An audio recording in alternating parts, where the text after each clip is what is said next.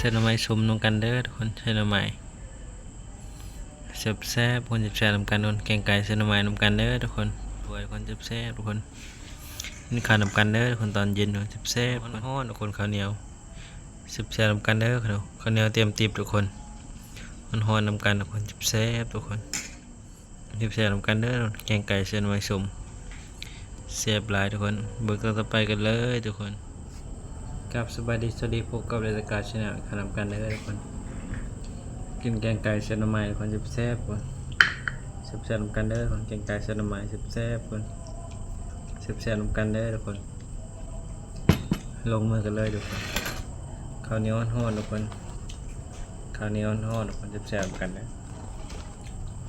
ตอนเย็นคนแซ่บทุกคน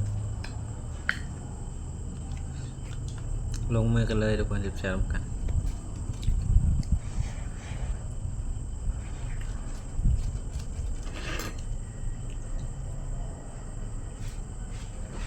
ไก่เส้นหน่อไม้ทุกคน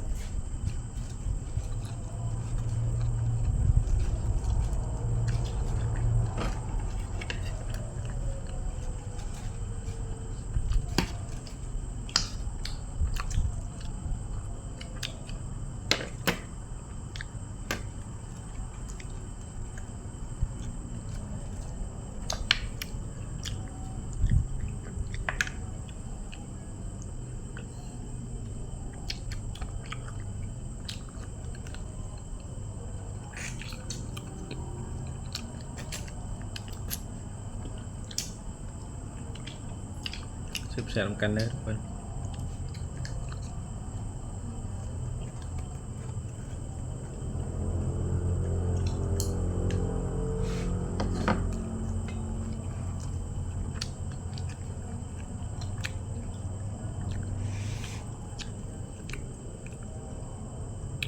แซ่บหลายทุกคน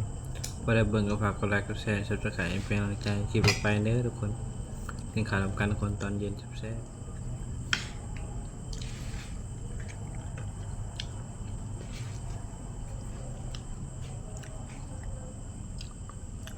บนำกันเด้อทุกคน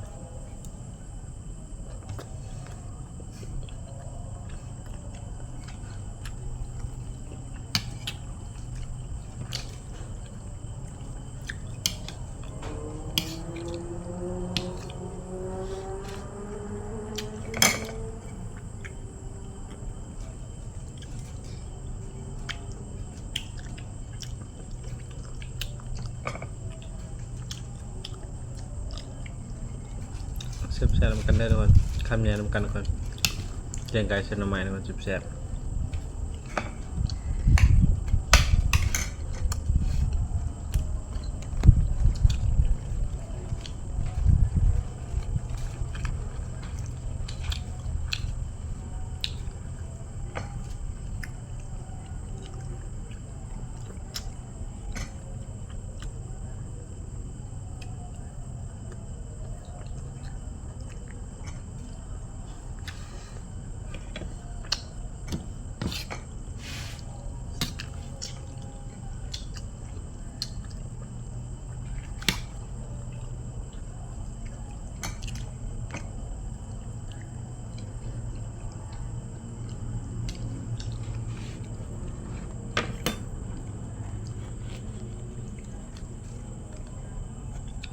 นำกันเด้อทุกคนข้าวนำกัน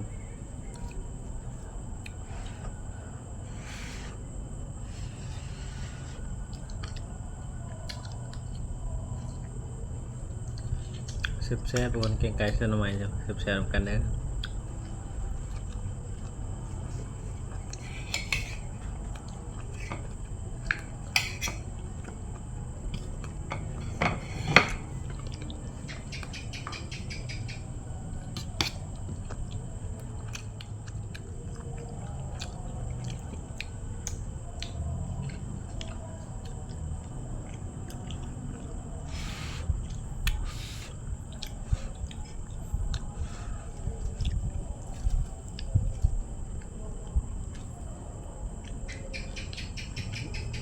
ข้าวตอนเย็นทุกคนบรรยากาศเย็นๆทุกคนแซ่บกันทุกคนแซ่บหลายทุกคนแกงไก่เส้นหน่อไม้ทุกคนแซ่บ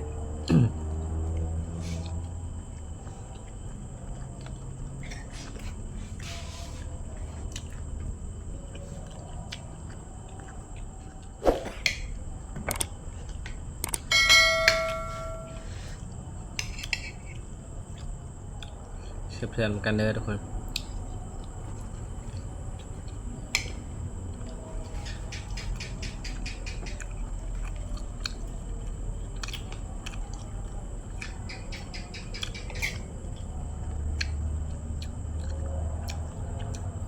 เบื้องต้นต่อไปกันเลยแซ่บๆกันเด้อทุกคนแกงไก่เส้นหน่อไม้ทุกคนแซ่บๆทุกคนกินข้าวนำกันเด้อทุกคนแซ่บๆทุกคน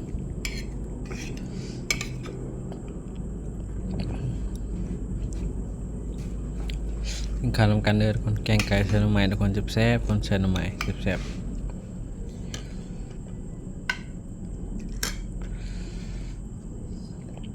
แซ่บๆกันเด้อทุกคน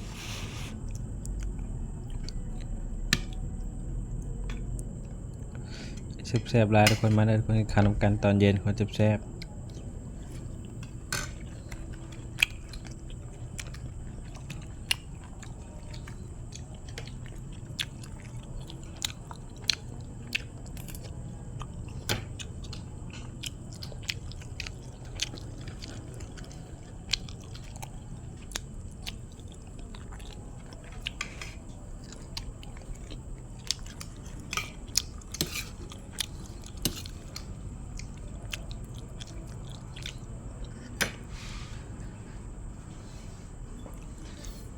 แซ่บๆกันเด้อแซ่บๆกันเด้อทุกคนคำแย่นำกัน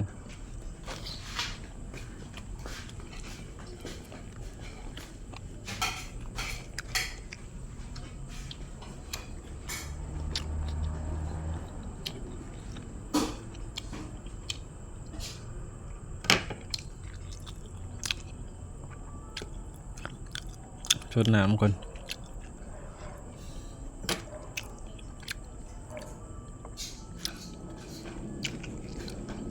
ต้องขาทำกันแล้วทุกคนแซ่บๆ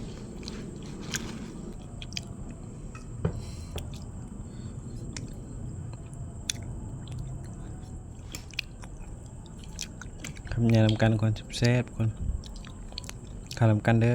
บัวทั้งในทั้งต่างประเทศคนบัวฟังไทยและฟังลาวคนแซ่บๆทำกันเด้อทุกคน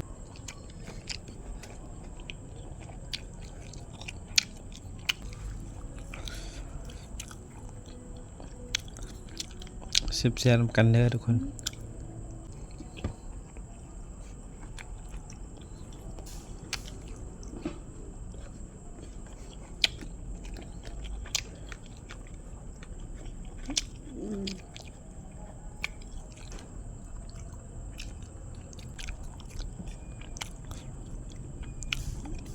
แซ่บๆกันเด้อทุกคน